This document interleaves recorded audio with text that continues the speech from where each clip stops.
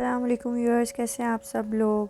तो आज मैं आपके साथ बटों की रेसिपी शेयर करने वाली हूँ। तो स्टेप बाय स्टेप सारी रेसिपी आप फॉलो करिएगा और बहुत ही अमेजिंग और बहुत ही ज़बरदस्त ये बटें तैयार होंगी। और स्टेप बाय स्टेप रेसिपी आप फॉलो करिएगा तो बहुत ही ज़बरदस्त आपकी बटें तैयार होंगी। तो सबसे पहले मैंने इसमें ले लिए बटें, 1 किलो मेरी बटें हैं। और उसके बाद मैंने ले लिया 1 किलो बटें मैंने 1 किलो ले ली, साफ़ धो ली थी बिल्कुल अच्छी तरीके से, एक पानी निकाल लिया था गर्म करके। प्याज हैं 3 अदद, 5 अदद मेरे पास टमाटर हैं, ज़ीरा है मेरे पास, और हल्दी पाउडर है, धनिया पाउडर है, कुटी हुई लाल मिर्चें, नमक, गरम मसाला 1 टेबल स्पून, और पिसा हुआ ज़ीरा 1 टेबल स्पून है मेरे पास, साबुत भी और पिसा हुआ भी, और कसूरी मेथी। तो ये सारी और इसमें अदरक लहसुन मैं अभी इसमें नहीं था मेरे पास, तो मैं अदरक लहसुन भी इसके अंदर ऐड करूँगी। चलिए मैंने कढ़ाई रख ली, मैं कढ़ाई में ये बनाऊँगी बटें, और ये बड़ी ज़बरदस्त बटें बनेंगी। आप ज़रूर ट्राई करिएगा, ट्राई करके मुझे इसका कमेंट्स में ज़रूर बताइएगा कि आपकी बटें कैसी बनी। अच्छा, इसमें मैंने तेल हल्का फुल्का गर्म हो गया था, इसमें मैंने डाल दी प्याज डालने के बाद इसमें मैं डाल दूँगी ज़ीरा। ये मैंने ज़ीरा इसके अंदर ऐड कर दिया है। प्याज और ज़ीरा अच्छा खासा रोस्ट हो जाएगा तो फिर मैं आगे के प्रोसेस शुरू करूँगी। तो इससे पहले आगे का प्रोसेस शुरू करने से पहले अब तक अगर आपने मेरे चैनल को सब्सक्राइब नहीं किया तो पहले चैनल को मेरे सब्सक्राइब कर लें और लाइक भी कर दें और शेयर भी ज़्यादा से ज़्यादा किया करें मेरी वीडियोस को। कुकिंग के हवाले से मेरी वीडियोस होती है कि आपके घर में आसानी से और अच्छी तरीके से कुकिंग हो जाए। देखिए मेरी ये प्याज ब्राउन हो चुकी है और मेरा इसके अंदर ज़ीरा भी रोस्ट हो चुका है। इसके अंदर मैं अदरक लहसुन ऐड कर दूँगी। अदरक लहसुन ऐड करके थोड़ा सा इसको फ्राई करके फिर इसके अंदर मैं बटें डाल दूँगी। इसके अंदर मैं बटें ऐड कर दूँगी क्योंकि अच्छी तरीके से इसको भूनना है। जितनी अच्छी तरीके से ये भून जाएंगी उतनी अच्छी तरीके से हमारी रेसिपी बनेगी और बहुत ही टेस्टी और बहुत ही ज़बरदस्त ये बटें बनेंगी। ज़रूर आप घर में ट्राई करिएगा। बहुत सारे लोगों को अच्छी बनानी आती है, बहुत सारे लोगों को उनसे अच्छी नहीं बनती हैं। तो ये रेसिपी आप फॉलो करेंगे, कोई इतनी लंबी चौड़ी रेसिपी नहीं है और गिनती चुनती के इसके अंदर मसाले हैं। इतने ज़्यादा भी कोई मसाले नहीं हैं जो घर में हर किसी के घरों में अवेलेबल होते हैं, वही मसाले इसमें डलते हैं और ये बहुत ही टेस्टी बनती है। तो इसके बाद इसको मैं अच्छी तरीके से इस तरीके से ब्राउन कर लूँगी कि इसका अच्छा सा कलर चेंज हो जाए और फिर इसके अंदर मैं सारे मसाले डाल दूँगी। मेरा कलर चेंज हो गया बटों का और इसके अंदर अब मैं 1 बाय 1 करके सारे मसाले डाल दूँ। ये इस तरीके से जितनी अच्छी तरीके से इसको आप रोस्ट करेंगे ना उतनी अच्छी तरीके से, अच्छा ये बटे ही नहीं, चिकन है, बीफ है, जितनी अच्छी तरीके से इसको रोस्ट कर लेंगे ना आप अदरक लहसुन के पेस्ट में और प्याज में, इसका बड़ा अच्छा टेस्ट आता है। वरना इसके अंदर कच्चा कच्चापन रहता है। कच्चापन इसका दूर करने के लिए, अच्छा मसालों का कच्चापन अलग होता है, गोश्त का कच्चापन, बीफ का चिकन का कच्चापन अलग होता है। तो इसके अंदर मैंने टमाटर काट के ऐड कर लिए। अब इसके अंदर ही मैं सारे एक साथ ही मसाले डाल दूँगी। ये नहीं कि मैं अलग अलग करके डालूँगी क्योंकि एक जान मसाले और मसाला और ये सारी जो प्याज है, टमाटर, ये एक साथ ही पक जाते हैं तो इसका बड़ा अच्छा सा कलर आता है, बहुत ही अच्छा सा टेक्सचर बनता है।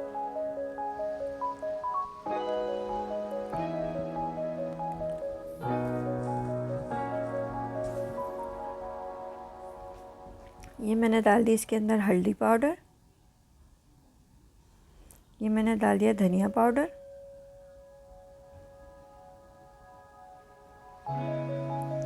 अब मैं इसमें डाल दूँगी कुटी हुई मिर्चें।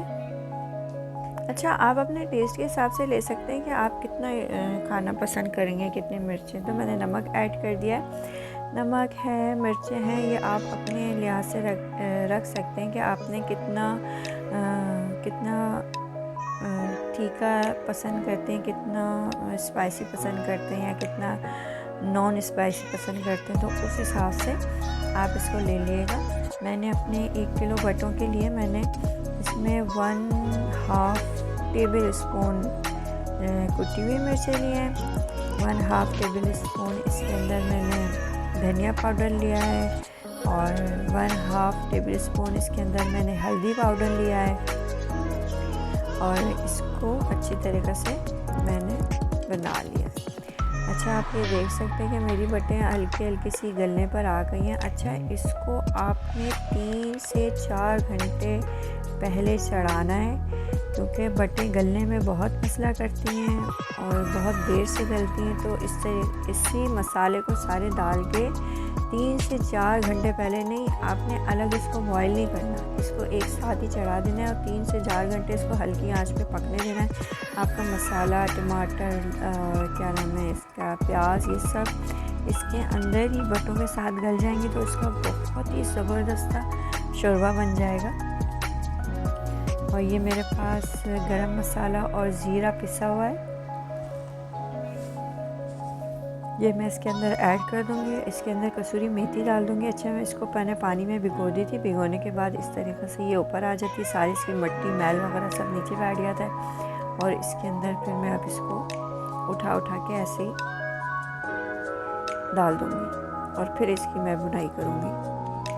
इसकी अच्छी तरीक़े से आपने कसूरी मेथी डाल के भी बुनाई करनी है और फिर इसको ढक देना है और मज़ीद गलने के लिए। और ये हल्की आंच पे पकती रहेगी, इसका सारा पानी सूख जाएगा। मेरी वीडियो थोड़ी लेंदी होगी लेकिन स्टेप बाय स्टेप मैं आपको सारी रेसिपी बताती जा रही हूँ और किस तरीके से मसाला तेल छोड़ेगा और किस तरीके से हमारी बटें तैयार होंगी।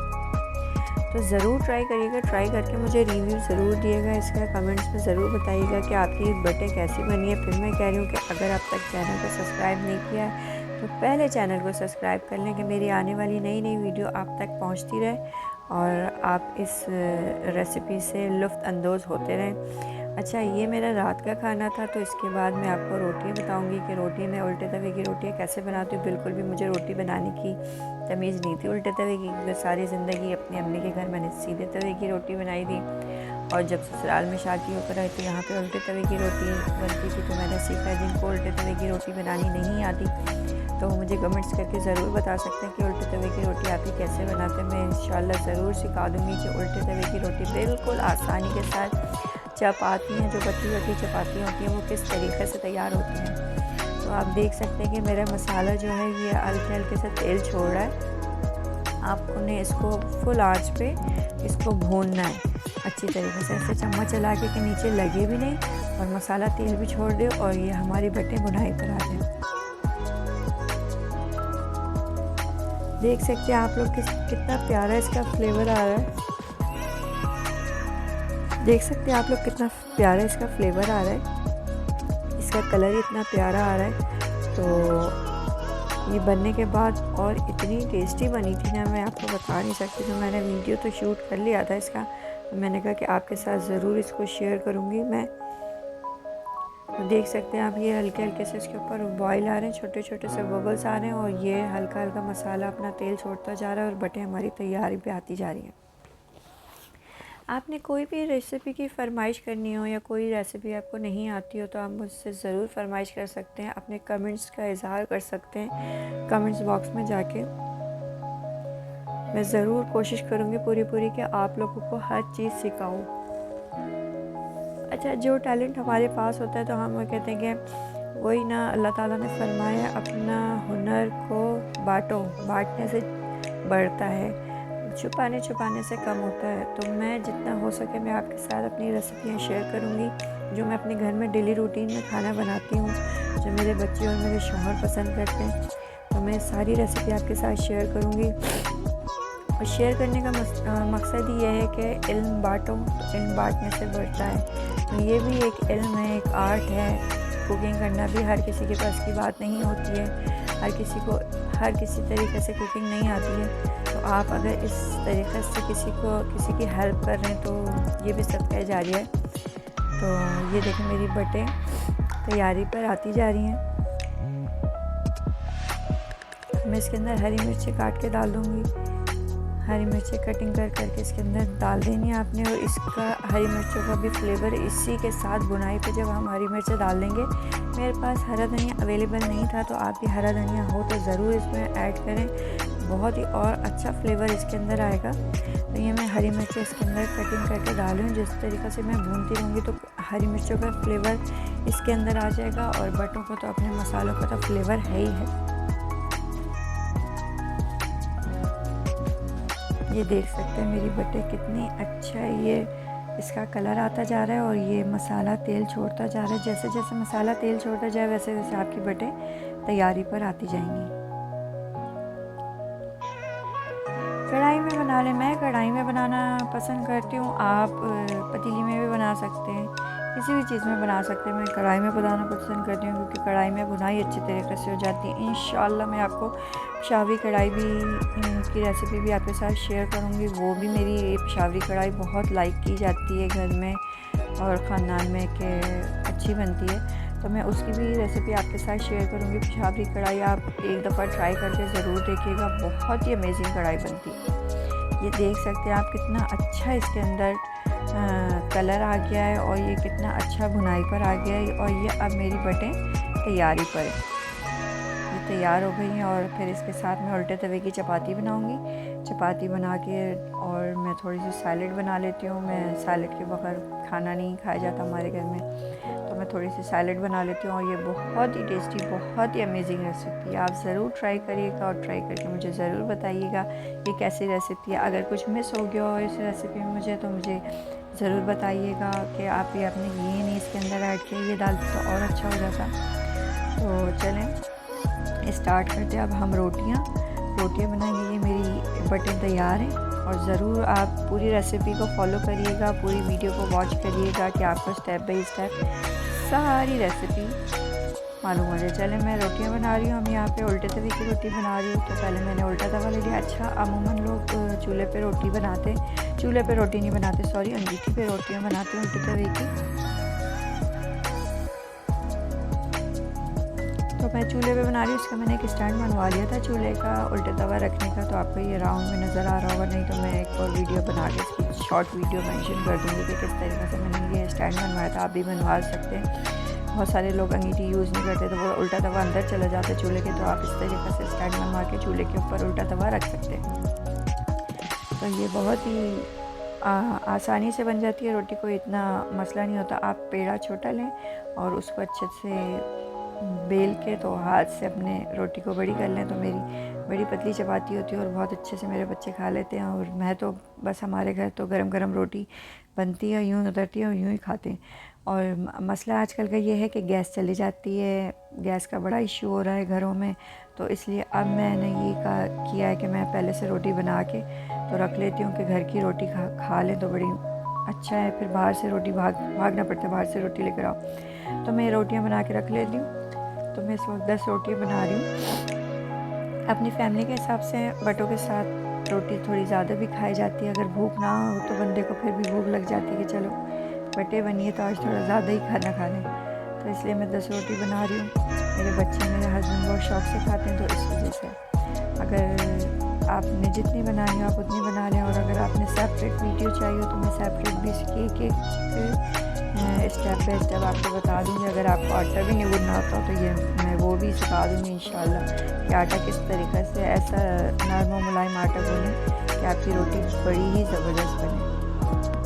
तो ये मेरी रोटियां तैयार हो रही हैं, और आपने जब तक मेरी रोटियां तैयार हो रही हैं तो आपने मेरे चैनल को सब्सक्राइब कर देना है। जल्दी से जाके एक बटन भी तो दबाना है, बहनों भाइयों मेरे, एक बटन दबा दें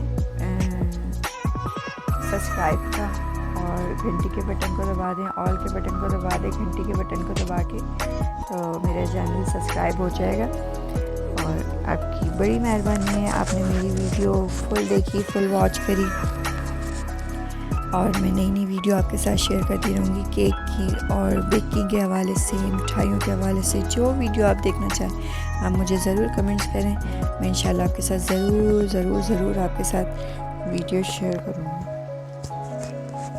और अपना बहुत सारा ख्याल रखें, इसी दुआओं के साथ कि ज़िंदगी रही तो फिर मिलेंगे। अल्लाह हाफ़िज़।